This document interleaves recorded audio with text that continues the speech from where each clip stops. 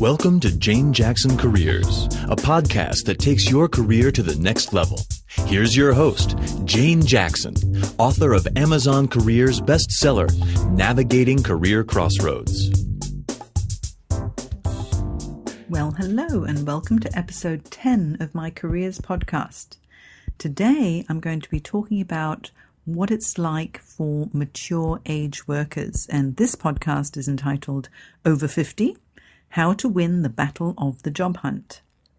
Now, if you need comprehensive careers advice, you can get my book, Navigating Career Crossroads, and you can get it as an ebook or as a paperback book from my website, navigatingcareercrossroads.com, or you can find it on amazon.com. Just have a look out for Navigating Career Crossroads.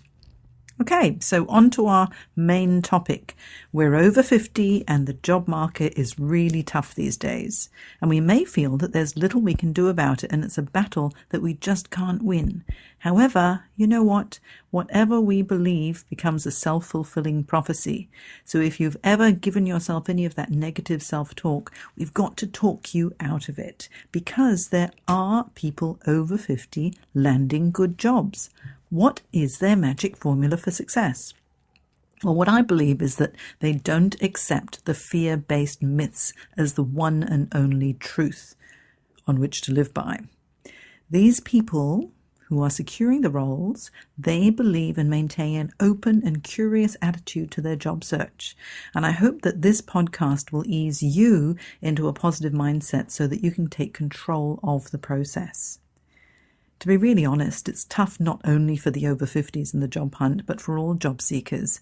You know, I'm a career management coach and I work with predominantly senior executives who've experienced redundancy, and they can be in their 30s, in their 40s, 50s and 60s. In fact, one of my clients was in his 70s and he has not retired. He loved working so much, he carried on. So there is hope. It's all a matter of attitude and determination and never giving up. In fact, one of my clients who was in his early 40s recently experienced great challenges securing a new role because of his seniority and also because of the limited opportunities in Sydney at that point in time. This was last year. He kept getting pipped at the post for, every role that he was interviewed for, even though he had a great resume, fantastic LinkedIn profile. We'd worked on both together. We'd gone through his marketing strategies, networking, interview techniques, etc. And he was securing interviews and he was getting to the second and third interviews. But each time he was pipped at the post because either the job spec had changed or the role had been withdrawn or suddenly an internal candidate had put their hand up for the role. And it was almost circumstance. It wasn't him, but he did ask me if I thought there was something wrong with him. He started to doubt himself, and so my job was to make sure that he kept working at it and he kept up his self-confidence and developed great resilience. We had to explore all different options, and in order to uncover more opportunities, he had to open up his search to other cities. It was tough in Sydney at the time, and also not just other cities in Australia, but also overseas, and he became open to the idea of relocating. He prepped his family as well, his wife and the children, like perhaps we might be moving country, and they were quite open to that idea as well. And what he also found was that the executive search firm consultants were of the opinion that it was also a tough market out there, as they too were struggling to find suitable jobs for him. So what he did was he took matters into his own hands, and rather than using all the common job search methods, he really expanded his network and leveraged it like crazy. And he's now moved to Singapore, having secured a role at the level he was seeking in the industry of his choice, which is fantastic. So the motto here is to keep going and never give up. Now, typical job search methods that most people use are to register with recruiters and to send out dozens upon dozens of resumes to get a job. Now, that used to work when it was an employee's market. And many of my clients have said to me, "Oh, it used to be so easy to get a job back in the day." However, things have changed. Even though it may be a challenging job market right now, companies are still hiring. They're just not hiring as freely as they seemed to years ago. There is, remember, a natural attrition rate within organizations, and those roles need to be filled, sometimes by internal candidates, sometimes by external candidates. So what you've got to do is to be the most effective external candidate. You want to be the chosen one. So how can you do that and become the chosen one? Let's consider what hiring managers need. Let's just put ourselves in the shoes of a hiring manager. His own job security may depend on his own people making him look good. So what he'll want to do is to find a new team member who will make a significant contribution and fit in. This makes that hiring process for him a very personal matter, and so therefore he might not want to leave it to the HR department to shortlist the few people that they believe would be dream candidates. Also, he might prefer not to outsource the process to a recruiter and incur a hefty recruitment cost. And also, doing the hard yards himself by placing the perfect job ad and screening online resumes is so time-consuming, so he wouldn't want to do it himself. So what's the hiring manager to do? Unless it is against company policy, he turns to the people he already knows and trusts and asks them for recommendations.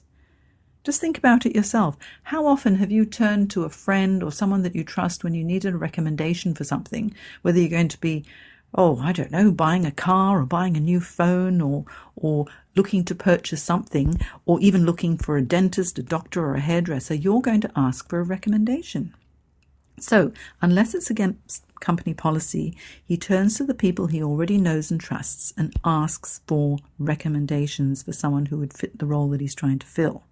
His network will very likely understand the type of person who's going to be a good fit.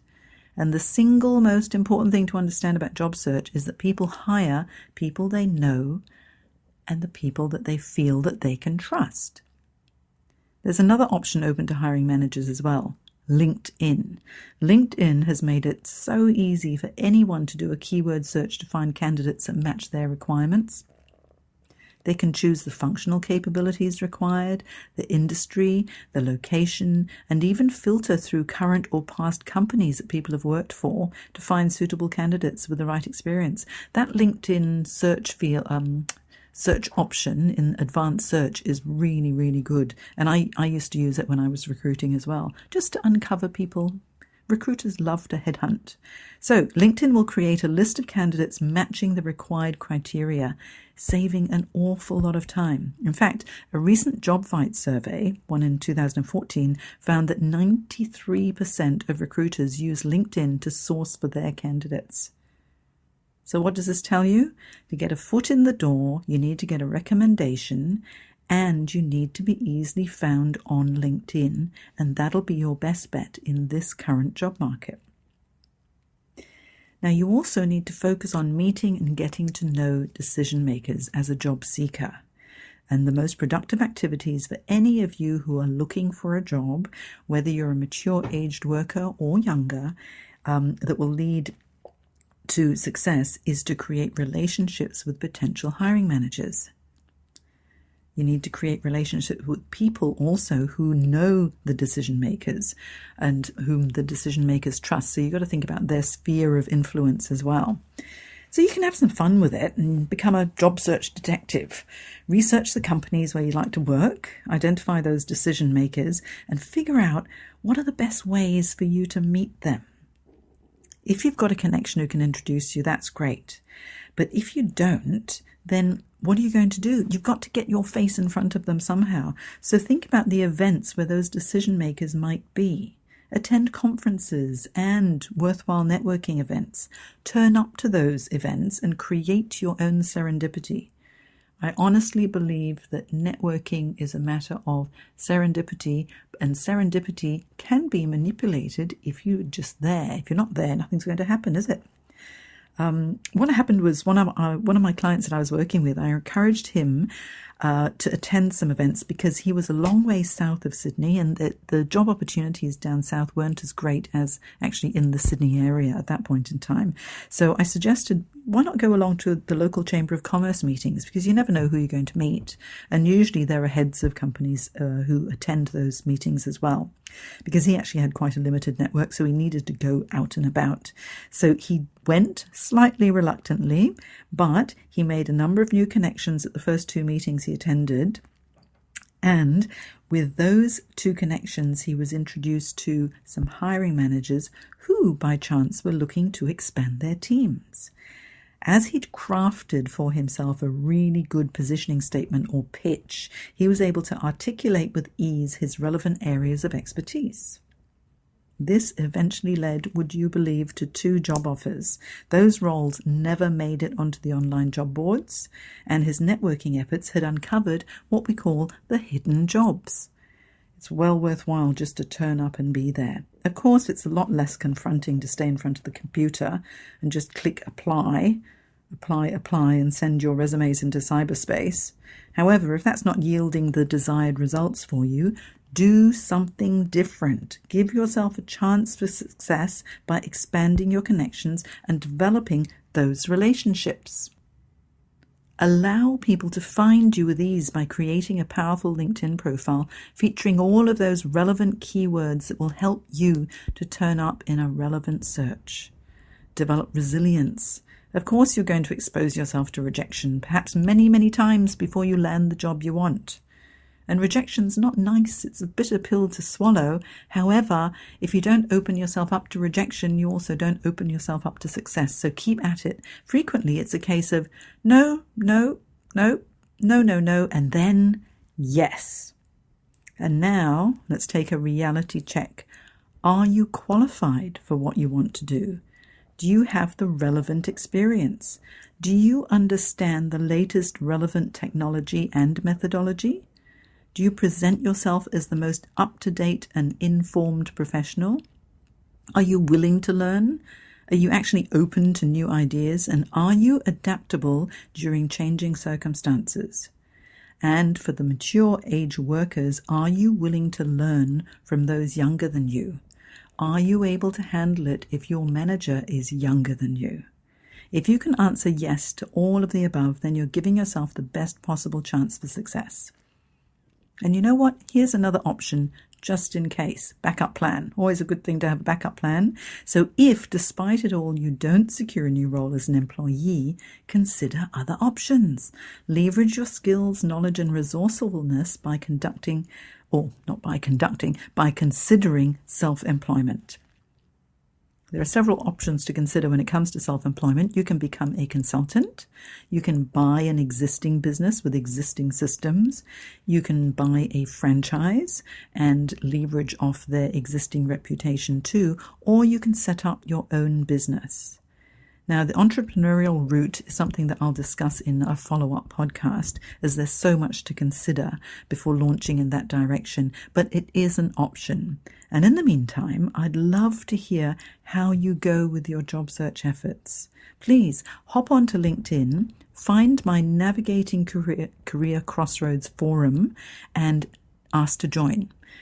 Just click on join and I'll have a look through and then I'll accept you, and then you can start a discussion. You can ask me questions as well. I've got a whole lot of recruiters and other career professionals who are members of the Navigating Career Crossroads forum on LinkedIn, and HR managers too. And so when you start a discussion, you'll get noticed by them. They'll be able to provide advice and guidance, as well as getting advice and guidance from me. And I've got quite a number of job seekers who are either current job seekers or used to be job seekers and now are within new companies who could also provide advice. It all comes around. What goes around comes around. So let's start a discussion. Now, remember, if you want comprehensive support when it comes to career transition, you can go to my website where I've got heaps of blog posts and more information as well. Of course, subscribe to this podcast on iTunes, Jane Jackson Careers, so that you get all of my latest updates as well. And if you want a copy of my book, Navigating Career Crossroads, you can go to navigatingcareercrossroads.com, or you can hop onto Amazon and look for my book there. And so, thanks so much for listening, and I look forward to speaking with you next time. Bye. You've been listening to Jane Jackson Careers. Sign up to receive regular career advice at janejacksoncoach.com.